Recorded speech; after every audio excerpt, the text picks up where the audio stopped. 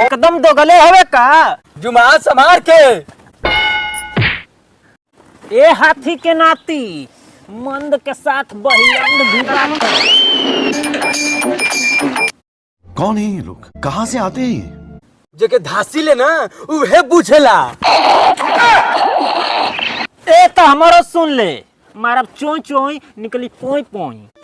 बात तो सही है। ये भगवान क्या जुल्म है। ए बाबा छोड़ी ना, गलती इंसान से न होला, भूल चूक माफ करी। दूर दूर दूर दूर दूर चल माफ कैनी। का करावे अइलू हो? ए बाबा हमरा डांड में बहुते दर्द होत बा। ए बाबा देखी ना, हमारे मेहरारू के गाड़ में दर्द बा। अच्छा।